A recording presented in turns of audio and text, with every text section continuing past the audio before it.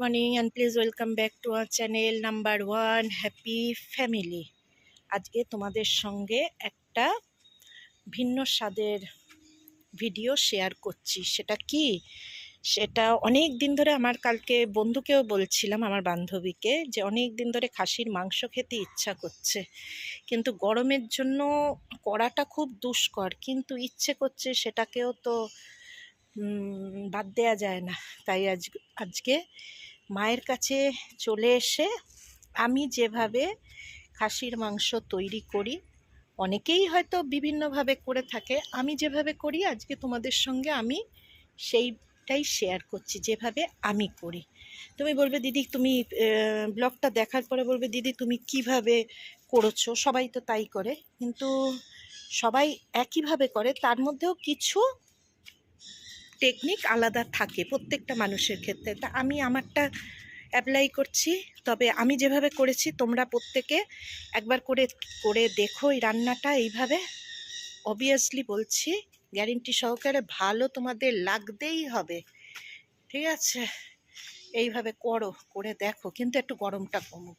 আমার মতন তোমরা লোভী হয়েও না, ঠিক আছে? আমি লোভী বলে তোমরা হয়েও না, বা আমি বুদ্ধি দিচ্ছি বলে বা করতে বলছি বলে তোমরা ওইভাবে গরমকালে করো না। আমার অনেক দিন ধরে ইচ্ছা করছিল বলে তাই রান্নাটা তোমাদের সঙ্গে শেয়ার করলাম। এখন যাই করি তাইতেই মনে হয় তোমাদের সঙ্গে শেয়ার করি, সেই জন্য শেয়ার করলাম।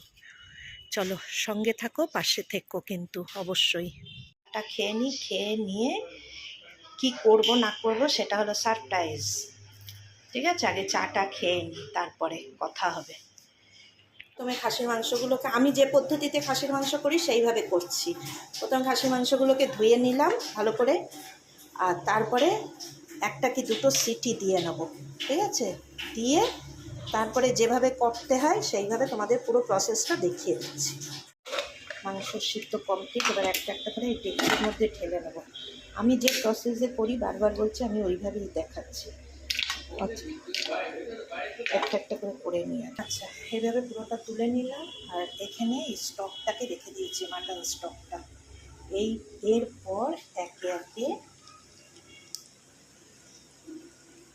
টক দই, মানে সিদ্ধ করা 50% সিদ্ধ টক দই, আচ্ছা আদা রসুনের পেস্ট,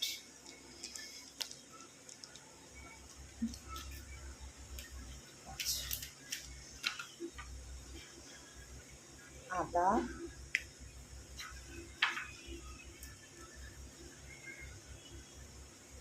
আমি যাবতীয় যা রান্না করি সব হলো কাঁচা লঙ্কা, আচ্ছা স্লাইড একটুখানি দিয়ে দিলাম কাশ্মীরি লঙ্কা, গুঁড়ো লঙ্কা নয়। আচ্ছা আর দেব হলুদ, ঠিক আছে? আচ্ছা মিট মশলা দিয়ে এইবারে আরেকটা হলো অল্প করে এখন দিয়ে রাখছি শাহি গরম মশলা,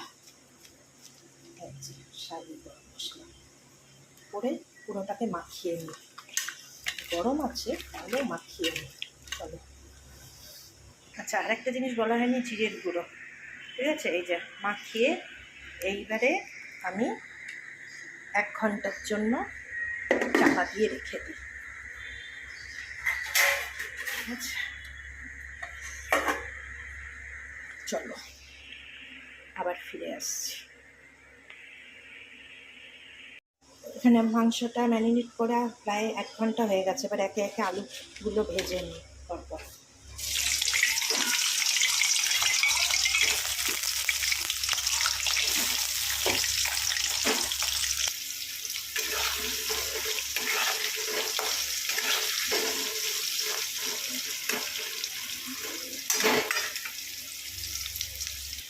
তুলে ভালো করে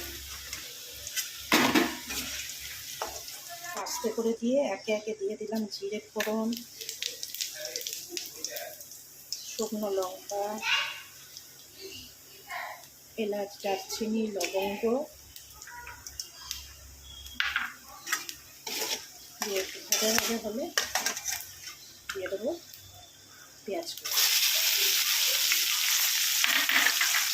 এটা একটু ভাজা হবে।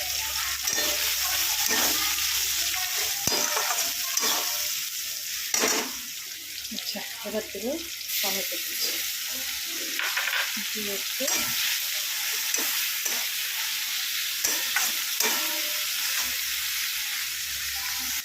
আচ্ছা, মশলাটা থেকে তেল ছেড়ে এসেছে। এইবারে ম্যারিনেট করা চিকেনটা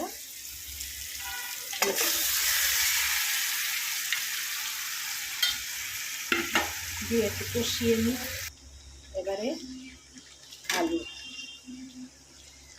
আর চিকেন স্টকটাকে এর মধ্যে গরম করা চিকেন স্টক এর মধ্যে দিয়ে রাখলাম। আর আমার যেটা স্পেশাল সেটা হলো 1 কাপ চায়ের লিকার।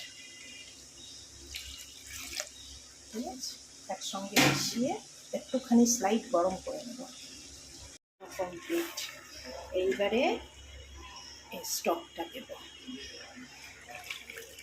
দিয়ে ঢাকা দিয়ে দেবো মিনিট 15-20 জন্য।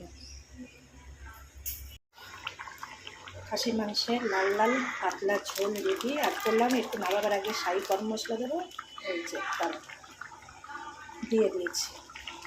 এইভাবে আমি আমার খাসির মাংস রান্না করি। কিন্তু বলবে তো সবাই করে দিদি, তুমি আর স্পেশাল কী করলে? কিন্তু তার মধ্যেও দিদির একটা স্পেশাল কিছু আছে, সেটা তোমরা কমেন্ট করে জানাবে কী স্পেশাল। ভাতের থালাটাকেই সাজালাম গরম ভাত, ঢেঁড়সের তরকারি আর খাসির লাল লাল ঝোল। আজকের জন্য টাটা। আবার অন্য কোনো দিন অন্য কোনো রান্নার রেসিপি নিয়ে হাজির হব।